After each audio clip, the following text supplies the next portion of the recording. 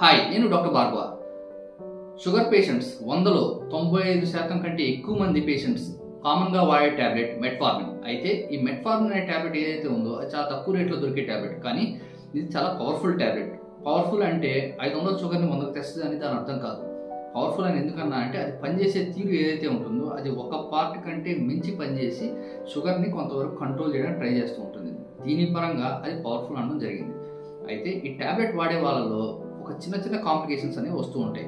ఆ కాంప్లికేషన్స్ కూడా కాదు, చిన్న సైడ్ ఎఫెక్ట్స్ అనుకోవచ్చు.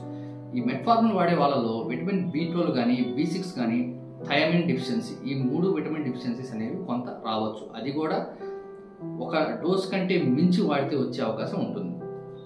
సాధారణంగా 2 గ్రామ్స్ మనం రోజుకి వాడేది మెట్ఫార్మిన్. కొంతమంది అంతకంటే ఎక్కువ కూడా వాడుతూ ఉంటారు డిపెండింగ్ ఆన్ సిచ్యువేషన్, కానీ మ్యాక్సిమం 2 గ్రామ్స్ వరకు ఆపేస్తాం.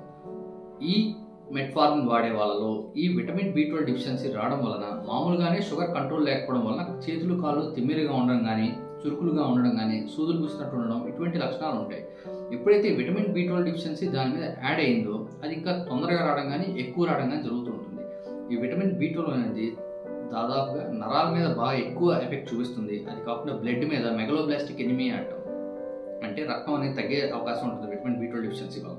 ఇది కాకుండా చాలామంది నెగ్లెక్ట్ చేసేది చాలా సీరియస్ కాంప్లికేషన్. ఇది షుగర్ పేషెంట్లనే కాదు, వేరే వాళ్ళకు కూడా B12 డిఫిషియన్సీ అనేది ఎంతసేపు నరాలు తిమ్మిర్లు ఎక్కడం కానీ, నరాలు వీక్నెస్ కానీ వీటి కోసమనే అనుకుంటారు. కానీ కనపడని చాలా డేంజరస్ కాంప్లికేషన్ అందరిలో ఉండేది B12 వలన.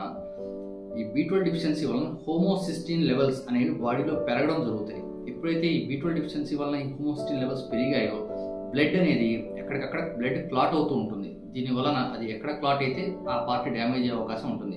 గుండెకి సంబంధించి క్లాట్ అయితే హార్ట్ అటాక్ అంటాం, బ్రెయిన్లో క్లాట్ అయితే అదే పక్షవాతం రూపంలో రావచ్చు.